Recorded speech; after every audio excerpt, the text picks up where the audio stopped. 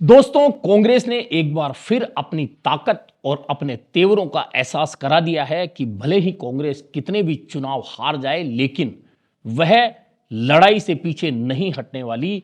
और दिल्ली के रामलीला मैदान में रविवार को कांग्रेस ने जो ताकत दिखाई, वह दिल्ली के लोगों ने नहीं देखी, बल्कि पूरे देश दुनिया ने देखी है कि जिस कांग्रेस को खत्म करने के लिए कई बार बातें होती है, वह कांग्रेस इतने चुनाव हारने के बावजूद नहीं टूट रही, हौसले नहीं टूट रहे। और देश भर के लाखों कार्यकर्ता जब दिल्ली की सड़कों पर आए, रामलीला मैदान को भर दिया, तो शायद केंद्र सरकार और अन्य भाजपा सरकारों को इस बात का एहसास जरूर हो गया होगा कि जिस पार्टी को लगातार हार मिल रही है और यह सोचा जा रहा है कि ये पार्टी टूट जाएगी, इसके कार्यकर्ताओं का मनोबल खत्म हो जाएगा, अगर उस पार्टी के कार्यकर्ता उसी जोश जुनून के साथ में देश की राजधानी में जुड़कर वोट चोर गद्दी छोड़ के नारे लगा रहे हैं, तो आप समझ सकते हैं कि कांग्रेस के अंदर लोगों की कमी नहीं है, कार्यकर्ताओं के जोश की कमी नहीं है, लेकिन कमी है तो एक उस प्लान की जिस प्लान के जरिए सत्ता हासिल की जा सकती है।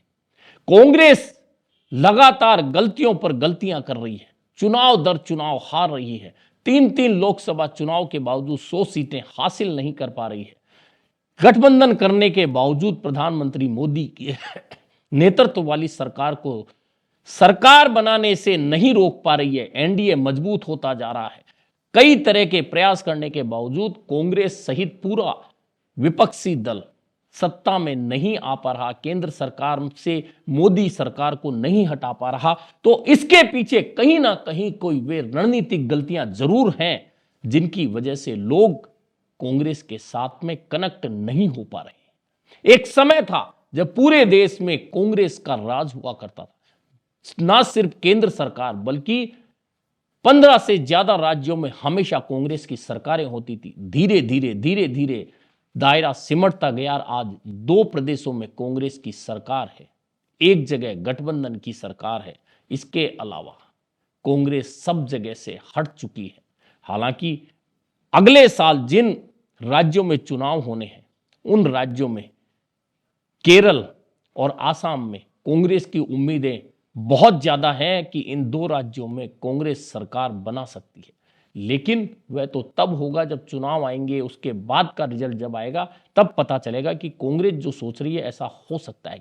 लेकिन फिलहाल बात करें कांग्रेस की ताकत की, तो कांग्रेस की ताकत में कमी नहीं है, तेवर में कमी नहीं है। आपने देखा होगा कि दिल्ली में जब वोट चोर गद्दी छोड़ और एसआईआर के खिलाफ कांग्रेस की रैली रामलीला मैदान में बुलाई गई थी, तो यह उम्मीद बहुत कम थी कि कांग्रेस की इतनी बड़ी ताकत वहां इकट्ठा होगी। लेकिन ताकत जुटी, रामलीला मैदान भर गया, दिल्ली की सड़कें भर गई और नेताओं का जो जोश था वह काबिले गौर था। राहुल गांधी सीधे चुनौती दे रहे थे और कह रहे थे प्रधानमंत्री डरे हुए लगते हैं, गृह मंत्री अमित शाह बोलते हुए हाथ कांपते हैं। आपने देखा होगा वे सीधा चैलेंज, वे कहते हैं मैंने चुनौती दी, मेरी चुनौती वे स्वीकार नहीं कर पाए, मैं बहस करने की चुनौती देता हूं, वे स्वीकार नहीं कर पाए, उनके हाथ जवाब देते हुए कांप रहे थे।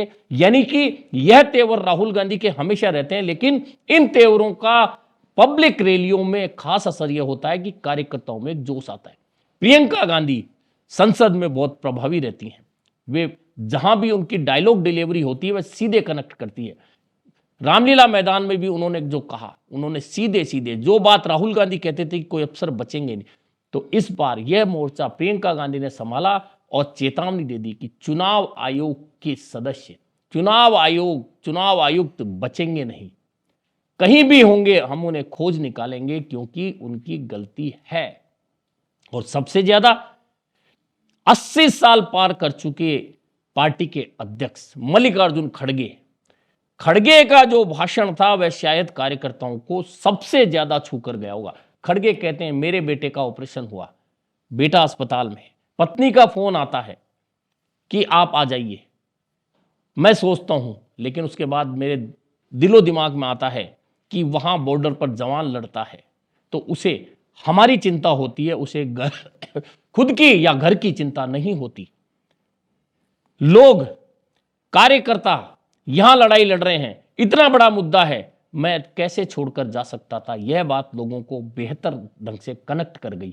यानी कि कांग्रेस के नेताओं ने आई हुई भीड़ को कहीं निराश नहीं किया, लेकिन बात वही है कि कांग्रेस ने बहुत लंबे समय बाद 2019 में ऐसी ही एक रैली कांग्रेस ने इसी दिल्ली के रामलीला मैदान में की थी, और उसके बाद में चुनाव जब हुआ तो उसमें कांग्रेस को बेहतर रिजल्ट नहीं मिल पाए थे। अब कांग्रेस ने फिर दिल्ली में अपनी ताकत दिखाई है। पूरे 6 साल बाद में यह ताकत कांग्रेस ने दिल्ली में दिखाई है। अब इस ताकत का इस्तेमाल कहां होगा? दरअसल कांग्रेस जो मुद्दा अभी उठा रही है, वोट चोर गद्दी छोड़, SIR, इस मुद्दे से पब्लिक खुद को कनेक्ट नहीं कर पा रही है। यह एक बहुत बड़ी रणनीतिक विफलता कांग्रेस की कही जा सकती है। दरअसल आपने देखा होगा कि बिहार चुनाव से पहले SIR शुरू कराया गया था, और इस SIR के अंदर लोगों के नाम काट दिए गए, और इस मुद्दे को लेकर राहुल गांधी 16 दिन तक बिहार के कई शहरों में, कई जिलों में, कई जनपदों में, कई गांवों में खाक छानते रहे, रैली निकालते रहे, और भीड़ भी जुटी। तो लोगों को लग रहा था शायद इस बार बिहार में बहुत बड़ी बाजी पलटने वाली है। और इतना बड़ा मुद्दा लेकर जब चले थे कांग्रेस, साथ में RJD और जितने भी उनके सदस्य इंडिया गठबंधन के थे, वे नेता, चाहे अखिलेश यादव हो, MK स्टालिन हो, तमाम नेता वहां जाकर भाषण दे रहे थे, रैलियों में शामिल हो रहे थे। तो लग रहा था कि इस बार सत्ता पलट जाएगी, क्योंकि मुद्दा बहुत बड़ा था। लेकिन वोट चोर गद्दी छोड़, SIR में नाम काटे जाने का मुद्दा लोगों को कनेक्ट नहीं कर पाया। 16 दिन की यात्रा भीड़ के साथ करने के बावजूद कांग्रेस और RJD वोट नहीं ले पाई, और वहां फिर से NDA की सरकार ही नहीं बनी, बल्कि RJD और कांग्रेस की पिछली बार से बुरी हार हुई। यानी यह संदेश है कि वोट चोर गद्दी छोड़ और SIR का मुद्दा कांग्रेस भले ही कितनी बार उठा रही हो, लेकिन वह जनता को कनेक्ट नहीं कर पा रहा।